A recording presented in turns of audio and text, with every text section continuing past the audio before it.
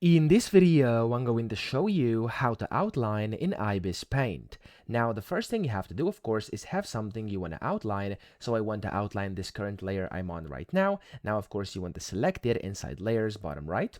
And then from here, you want to go to the bottom left and tap on the brush or pen icon to open up Tools, and then tap on Filter FX up top.